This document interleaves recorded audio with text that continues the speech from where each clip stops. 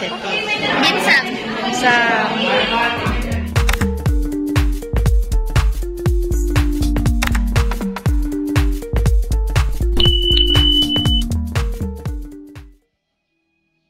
Halo, assalamualaikum warahmatullahi wabarakatuh. Masya Allah, tabarakallah, alhamdulillah ya, kita berjumpa lagi di channel YouTube Fitriyanti. Share lagi kegiatan rutinitas harianku sebagai ibu rumah tangga. Nah, di video kali ini diawali dengan aktivitas aku di pagi hari. Karena di luar cuacanya udah terang, jadi ini waktunya aku buka gorden. Dan hari ini kayaknya aku mau ganti spray karena spray ini udah terlihat kotor ya. Nah, menurut aku spray ini sangat nyaman ya buat kita tidur, apalagi dengan harga yang gak begitu mahal. Jadi ini aku rekomendasikan banget untuk yang mau beli spray yang polos-polos, kemudian juga yang ngerumbai seperti ini. Nah, untuk yang mau link tempat pembeliannya ini udah aku taruh di description box ya.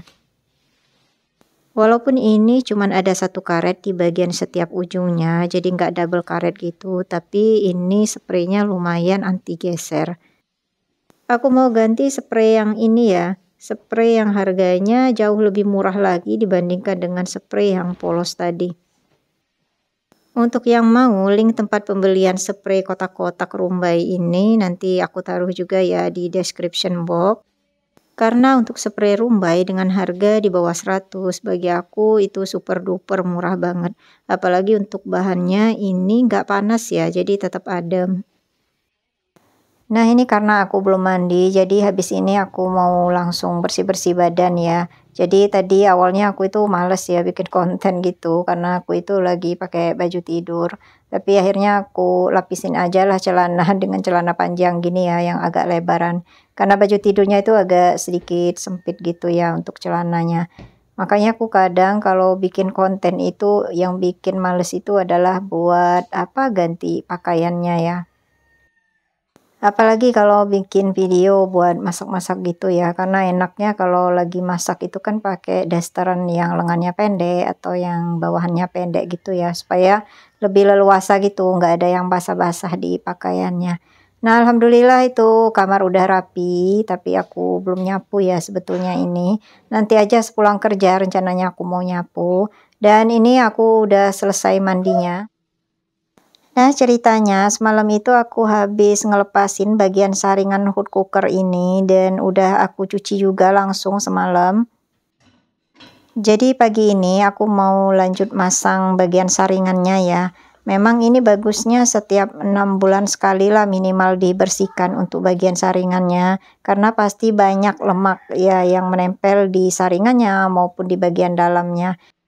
Dan di sini aku mau jawab sekalian pertanyaan-pertanyaan yang sering muncul mengenai cooker hood ini, baik di akun YouTube aku maupun di akun TikTok ya. Kemarin itu ada yang sempat nanya seberapa penting sih cooker hood itu di dapur kita. Dan apa pengaruhnya kalau misalnya nggak pakai cooker hood kalau kita pakai kompor tanam. Jadi sepanjang yang aku ketahui, cooker hood itu berfungsi untuk menghisap uap, asap, dan bau pada saat kita memasak. Dan kemudian disaring dan udaranya dikeluarkan lagi dalam bentuk udara bersih. Nah, kembali lagi ke pertanyaan tadi, kira-kira berbahaya nggak ya kalau misalnya kompor tanam tanpa memakai cooker hood? Jadi kalau menurut aku pribadi ini ya, itu nggak ada hubungannya antara keamanan menggunakan kompor tanam dengan pemakaian cooker hood. Karena aku ngelihatnya dari sudut pandang fungsi cooker hood ini sendiri ya. Nah, untuk cooker hood ini aku pakai merek Modena dan ini sebetulnya bisa memakai cerobong asap juga. Tapi aku nggak gunakan, jadi aku pakai yang filter aja gitu ya, yang udaranya itu nggak melalui cerobong asap nanti keluarnya, tapi disaring dan dikeluarkan lagi menjadi udara yang bersih. Karena pertimbangan untuk instalasi cerobong asap itu lebih rumit ya dibandingkan tidak menggunakan cerobong asap. Lagi pula nanti perawatannya juga akan lebih rumit karena untuk cerobong asap itu kita susah untuk ngebersihinnya. Lagi pula aku khawatirnya pada saat kita nggak lagi masak, itu cerobong asap bisa jadi tempat lalu lalang tikus ya. Nah, jadi menurut aku yang dapurnya itu terbuka atau banyak jendelanya, itu rasanya nggak perlu memakai cooker hood ya, karena udah ada tempat sirkulasi udaranya. Beda dengan aku yang dapurnya agak sedikit tertutup seperti ini. Sementara kalau untuk keamanan kompor tanam, alhamdulillah selama pakai kompor tanam ini aman ya. Mudah-mudahan sampai kapanpun ini kompor tetap aman. Nah, aku pernah baca juga di beberapa literatur, kalau untuk memasang kompor tanam itu ada beberapa hal yang perlu diperhatikan. Salah satunya adalah penopang kompor tanamnya ya. Jangan sampai yang ditopang itu hanya di bagian sisi kacanya saja. Jadi harus juga bisa menahan bagian lain ya, misalnya bagian bawah dari kompor tanam itu sendiri.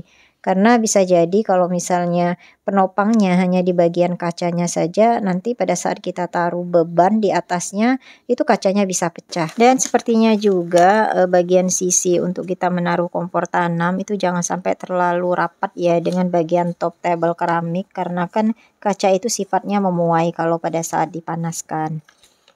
Oke, baiklah. Tadi ngomong-ngomong aku udah ngebersihin bagian luar kulkas juga, karena bagian luarnya itu udah kayak apa, ada noda-noda air gitu ya, karena kita kan sering buka kulkas itu tangan dalam keadaan basah. Nah, ini aku lanjut mau nyuci peralatan dapur yang kotor dan juga nge-refill isi botol dari sabun pencuci piring ini.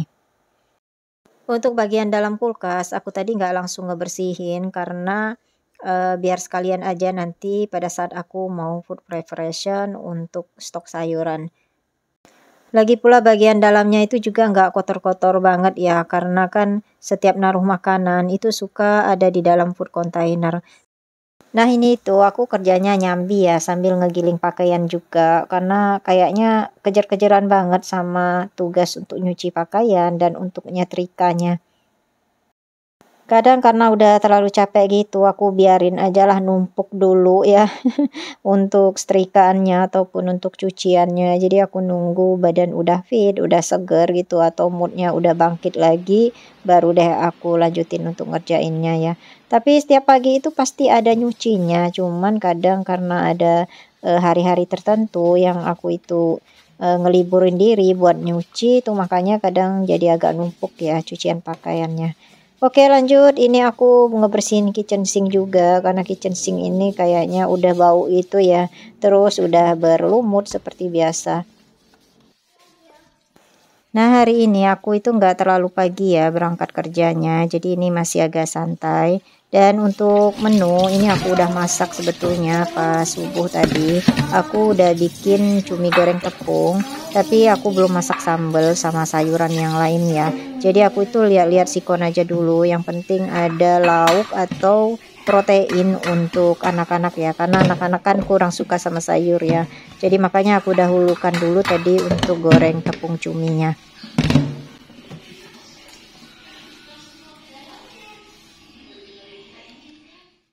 Karena waktu masih memungkinkan untuk aku masak satu menu lagi sebelum berangkat kerja, jadi ini aku mau bikin sambal tahu. Nah, untuk cabai bawangnya ini udah aku siapin di kulkas ya stoknya seperti biasa. Jadi aku itu rajin nyetok cabai yang udah ditumis gitu ya barengan sama bawang merah dan bawang putih.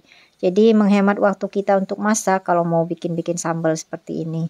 Nah, itu adalah cumi tepung yang tadi subuh hari itu udah aku goreng dan masih kriuk banget. Itu sebagiannya mau aku bikin cumi saus tiram ya nanti. Jadi kalau anak-anak pengen ada kuah-kuahnya gitu, jadi mereka bisa makan cumi saus tiramnya. Nah, ini cabai dengan bawangnya tadi udah aku tumis-tumis, kemudian aku masukin irisan tomat dan aku tambahin juga dengan gula dan garam. Nah, aku jarang pakai penyedap rasa ya kalau untuk masakan-masakan simple seperti ini. Aku itu yang nggak bisa lepas dari penyedap rasa itu kalau mau bikin sup ya. Jadi kalau mau bikin sup tanpa apa masako atau roiko itu kayaknya ada yang kurang ya. Tapi kalau untuk bikin sambal, tumisan itu aku tanpa penyedap rasa itu kayaknya udah enak rasanya. Untuk sambal yang ditumis seperti ini, itu kadang aku pakai terasi, kadang juga enggak. Karena tergantung apa mood dan selera juga ya hari itu pengen pakai terasi atau enggaknya. Karena aku juga nyetok terasi yang udah disangrai. Tapi kalau untuk sambal mentah itu rata-rata aku pakai terasi bakar semuanya atau terasi yang udah disangrai tadi. Nah, untuk tahunya ini tadi sebelum aku mandi ini juga udah aku goreng terlebih dahulu ya. Aku gunakan tahu putih karena stok di kulkas itu adanya tahu putih ini ya. Alhamdulillah akhirnya matang juga untuk 2 menu hari ini, yaitu sambal tahu sama cumi tepung.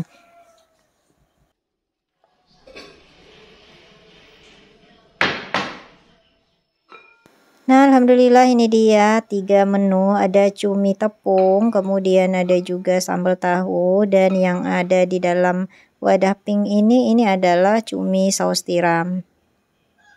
Dan ini cumi saus tiramnya agak sedikit padat dengan bawang bombay ya. Cuman tadi aku masaknya nggak aku videokan. Nah, ini kakak Gali udah siap-siap mau berangkat sekolah diantar oleh Pak suami. Dan ini aku juga siap-siap buat berangkat kerja.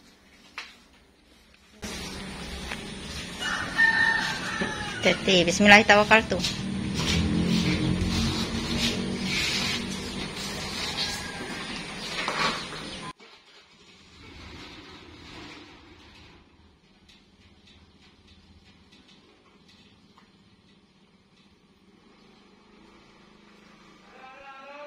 Oke, baiklah, ini aku perlihatkan saja suasana saat aku bekerja, walaupun ini sebetulnya videonya bukan di hari ini ya, tapi aku ambil aja videonya karena kebetulan ada stok video anak-anak pada saat lagi bikin apa ini namanya kewirausahaan untuk produk makanan. Nah, ini itu adalah anak-anak kelas 12. Kebetulan di kelas 12 ini aku pegang mata pelajaran PKWU selain mata pelajaran kimia ya. Nah, kemarin itu pas saat foto-foto ada salah satu anak ini yang bilang pengen masuk channel YouTube aku ya. Jadi aku keingetan dengan kata-katanya itu, dan kebetulan pas lagi ngediting video, ini ada stok video lama gitu ya. Dengan praktek masak ini mudah-mudahan anak-anak yang tadinya nggak pernah masak atau nggak bisa masak ini akhirnya mau masak ya, dan mereka mau berkreativitas gimana caranya menciptakan wirausaha untuk masakan atau makanan yang memiliki nilai jual yang tinggi. Mulai dari cita rasa, penampilan maupun segi kreativitas atau inovasinya ya. Anak-anak juga bisa kalkulasi ya modal berapa yang mereka keluarkan dan berapa porsi yang mereka dapatkan ya. Kemudian berapa harga jual nantinya untuk setiap porsinya. Dari situ saja mereka bisa membandingkan berapa keuntungan yang mereka bisa dapat. Nah, ini aku lagi nunggu anak-anak mempersiapkan makanannya karena aku mau icip-icip juga bersama guru-guru yang lain.